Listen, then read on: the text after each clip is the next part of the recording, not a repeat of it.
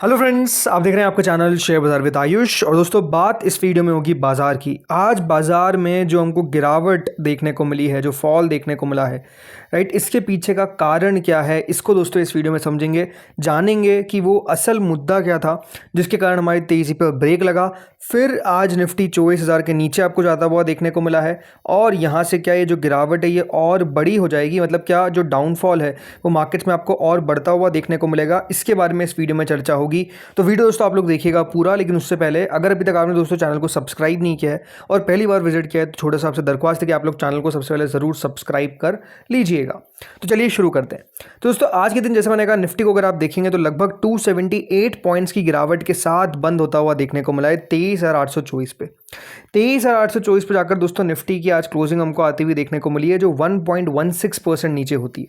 जैसे मैंने कहा, जो सबसे इंपॉर्टेंट बात है वो ये है कि जो हम 24,000 के ऊपर निकल गए थे वो दोस्तों आज फिर आपको नीचे आता हुआ नजर आया। मतलब 24,000 का लेवल फिर से आप कह सकते हैं यहाँ पर एक रेजिस्टेंस के तौर पे काम करता हुआ दिखेगा, ऐसा लग रहा है।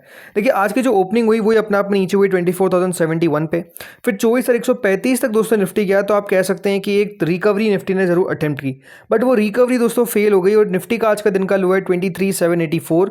23,824 पे जाकर निफ्टी बंद हो रहा है। तो इसका मतलब ये है कि दिन के लोस पर जाकर दोस्तों आज आपको क्लोजिंग आती हुई देखने को मिली है निफ्टी की। अगर मैं बात करता हूं बैंक निफ्टी की, तो सिचुएशन वहां पर भी आपको सिमिलर ही देखने को मिलेगी, बल्कि निफ्टी से ज़्यादा बुरी है। बैंक निफ्टी जो आउट परफॉर्म कर रहा था, आज आप कह सकते हैं बैंक निफ्टी ज़्यादा भी आपको गिरता हुआ देखने को मिला है। 1.30% का फॉल आता हुआ दिखा है। 57,183 पे जाकर बैंक निफ्टी बंद होता है। 57,078 यानी 57,078 का आज का दिन का लो था और क्लोजिंग किस पर आई है 57,183 पे। तो आप समझ सकते हैं कि यहाँ पर भी दिन के लो से करीब जाकर बैंक निफ्टी बंद होता है। और अब अगर आप 5 दिनों में देखेंगे तो यहाँ पर बैंक निफ्टी में भी आपको एक फॉल जो है वो नज़र आएगी, अच्छी खासी फॉल जो है वो नज़र आएगी। ये साफ नज़र आता है कि 58,000 के लेवल से अब 57,000 का लेवल भी ब्रेक कर सकता है। तो सबसे, जैसे मैंने कहा, बड़ा सवाल निकल कर ये आता है कि आज ये जो बड़ी गिरावट हमको देखने को मिली है इसके पीछे कारण क्या है। बिकॉज आज की दोस्तों गिरावट के साथ क्या हुआ है, 6 लाख करोड़ रुपए जो है वो दोस्तों निवेशकों के आप कह सकते हैं नोशनल लॉस एक तरीके से होता हुआ देखने को मिला है। तो चलिए सबसे पहले और सबसे बड़े रीज़न के ऊपर बात करते हैं जिसका दोस्तों आज असर आता हुआ देखने को मिला, और उसमें सबसे इंपॉर्टेंट बात है ग्लोबल क्यूज। आज के दिन दोस्तों हुआ क्या है, साउथ कोरिया का जो कॉस्पाई इंडेक्स है वो दोस्तों एक दिन के अंदर 10% तक गिरता हुआ देखने को मिला है। मतलब बेसिकली सर्किट दोस्तों जो है वो लगता हुआ देखने को मिल गया है, बल्कि ब्रेक भी कर दिया था। और ये बात आप समझिए कि जो आज की गिरावट है वो इम्पोर्टेड गिरावट है दोस्तों। साउथ कोरिया यानी जो साउथ कोरिया का बाजार है वो one of the best performing markets में से एक रहा है। और वहाँ पर दोस्तों अगर आप देखेंगे तो जो मूव आते हैं वो भी बड़ी आते हैं। मतलब एक दिन में दोस्तों कभी कभार क्या होता है, वहाँ पे जो इंडेक्स होता है वो 5% बढ़ जाता है, कभी 6% बढ़ जाता है, कभी 7% बढ़ जाता है, और जब गिरता है तब भी दोस्तों इसी प्रकार की गिरावट देखने को मिलती है। लेकिन आज क्या हुआ कि आज 10% दोस्तों टूट गया, मतलब जो सर्किट है वो ब्रेक कर दिया। और ये दिखाता क्या है कि यहाँ पर जो कॉस्पा है यानी जो साउथ कोरिया के मार्केट्स है या फिर वो मार्केट्स जो अपने आप में बहुत चलते हुए देखने को मिले। और ये बात ध्यान रखिए, साउथ कोरिया का मार्केट्स हमारे जितना डाइवर्सिफाइड मार्केट्स नहीं है। वहाँ पर आपको उतने ज़्यादा कंपनी देखने को नहीं मिलेगी। कुछ कंपनी है बट कुछ कंपनी का वेटेज बहुत ज़्यादा है। जैसे कि दोस्तों एक कंपनी वहाँ पर एसके हाइनिक्स, वो बहुत बड़ी वेटेज रखती है। सैमसंग बहुत बड़ी वेटेज रखती है। और इन 2-3 कंपनीज को मिलाकर ही दोस्तों वहाँ पर मेजरली इंडेक्स बनता है। तो अगर ये 2-3 शेयर चल जाते हैं तो वहाँ पे इंडेक्स एक दिन में 5-6% बढ़ जाता है, और अगर गिर जाते हैं तो इंडेक्स जो है वो इतना गिर जाता है। तो एग्जैक्टली दोस्तों वैसे आपको होता हुआ देखने को मिला है आज के दिन। वहाँ पर आज ट्रेडिंग लगभग 20 मिनट तक रोक देनी पड़ी। क्यों? क्योंकि दोस्तों जो मार्केट थे वो इस तरीके से वहाँ पे गिरते हुए देखने को मिले। जो डिक्लाइन था उसके पीछे का मेजर रीजन था एसके हाइनिक्स का गिरना, जो लगभग 10% दोस्तों इंट्राडे में गिरा। वहीं जो सैमसंग इलेक्ट्रॉनिक्स है ये 7.5% उठा। और जैसे मैंने कहा, ये दोनों शेयर जो है वो मेजर आपको अपना हिस्सा रखते हुए देखने को मिलते हैं। मतलब आप समझिए मोर देन 70%। और जैसे ही दोस्तों ये दोनों गिरे, ये आज जो मार्केट है वो भी दोस्तों वहाँ पर आपको धराशायी होते हुए देखने को मिल गए। अब ये आप कह सकते हैं कि दोस्तों जो पूरा एआई चला है, जो पूरा डेटा सेंटर की थीम है, राइट, जो पूरा आप कह सकते हैं सुपर कंप्यूटर्स की थीम है, उसका जो फ़ायदा है दोस्तों वो नो डाउट इनको मिलता हुआ देखने को मिला है। मतलब सेमीकंडक्टर्स का जो फ़ायदा है ये पूरा दोस्तों आप कह सकते हैं सैमसंग, एसके हाइनिक्स, इन सबको मिलता हुआ देखने को मिला है। और जो थीम है ना वो दोस्तों आप कह सकते हैं इन्हीं के कारण आपको इतनी ज़्यादा मजबूत होती हुई देखने को मिली, स्पेसिफिकली एआई सेमीकंडक्टर्स की। ताइवान हो गया।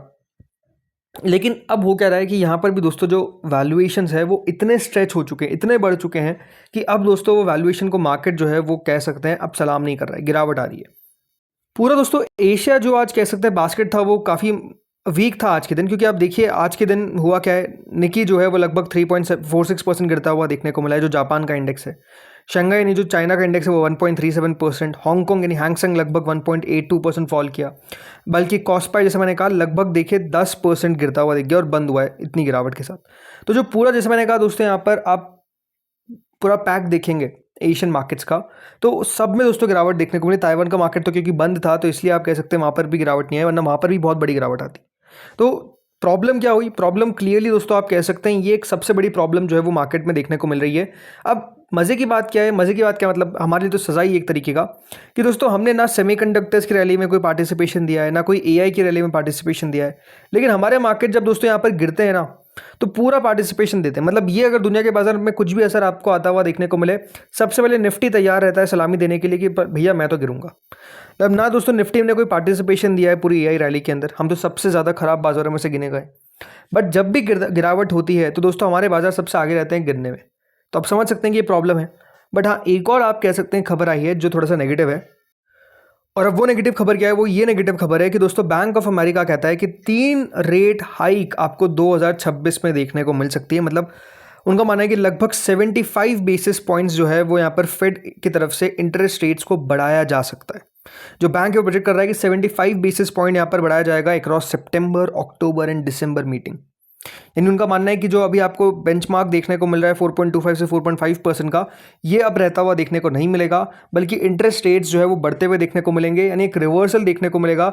जो पहले दोस्तों इनका फोरकास्ट था इसमें वो कोई भी रेट हाइक एक्सपेक्ट नहीं कर रहे थे, लेकिन अब दोस्तों उनका मानना है कि जिस तरीके से बदलाव होता हुआ देखने को मिला है, अब रेट हाइक एक छोड़िए दो छोड़िए लगभग 3 रेट हाइक आपको देखने को मिलेगी। और फिर उन्होंने ये भी बोला कि रेट कट के बारे में अगर कोई सोच रहा है तो बिल्कुल ना सोचे, बिकॉज 2028 से पहले कोई रेट कट अगर कोई कर रहा है तो वो गलत है। ये याद रखिएगा दोस्तों, किसके द्वारा, बैंक ऑफ अमेरिका के द्वारा बताया जा रहा है।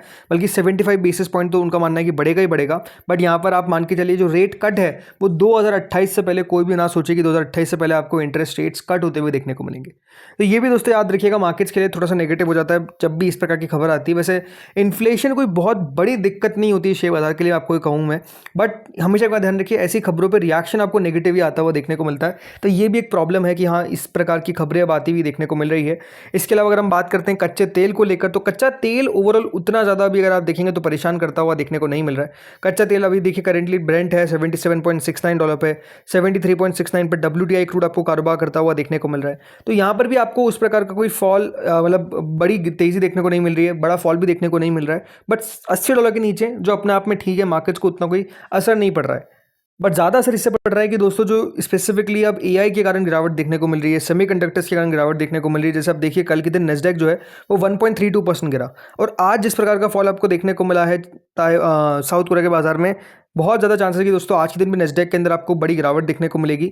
तो अभी हो क्या रहा है, हमको दोहरी मार पड़ रही है। एआई की गिरावट भी हमारे ऊपर आ रही है, प्लस आईटी की गिरावट तो चली रही है। एक्सेंचर की जिस प्रकार के दोस्तों यहाँ पर आप कह सकते हैं कि फोरकास्ट आता हुआ दिखा, उसके कारण जो आईटी कंपनीज है वो तो लगातार ही गिरती हुई नजर आ रही है। आज भी याद रखिएगा जो मेजर गिरावट थी वो आईटी के अंदर आपको आती हुई दिख रही है। तो आई थिंक हमारे लिए अभी कह सकते हैं दोस्तों यहाँ पर खबरें जो है वो थोड़े दिन तक पॉजिटिव कोई खबर का असर आ जाता है, बट उसके बाद जो नेगेटिव इम्पैक्ट पड़ता है वो बहुत ज़्यादा बड़ा पड़ता है। इसीलिए आप देखिए निफ्टी जो लग रहा था कि 24,500 तक जाने की कोशिश करेगा इस हफ्ते, वापस से अगर आप देखेंगे तो 24,000 के नीचे चले गए।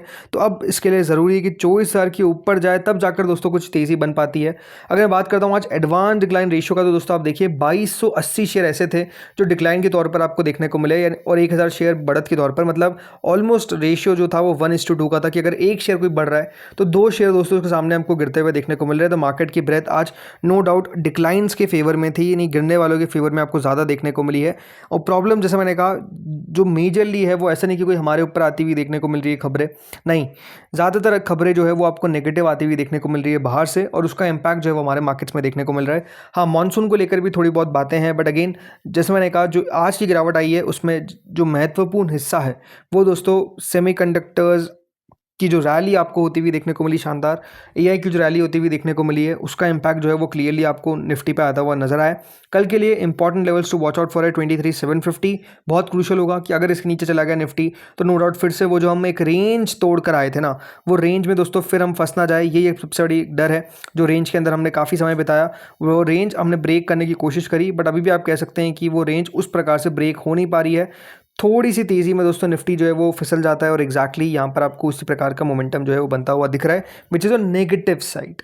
सो लेट्स सी अब होता क्या है आगे। इस वीडियो में दोस्तों इतना ही था। होपफुली वीडियो आपको बढ़िया लगा होगा, इंपॉर्टेंट जो कारण थे वो आपको समझ में आए होंगे। अगर आपको वीडियो अच्छा लगा तो प्लीज़ लाइक करिएगा, चैनल से पहली बार जुड़े सब्सक्राइब करिएगा। Thank you friends watching this video.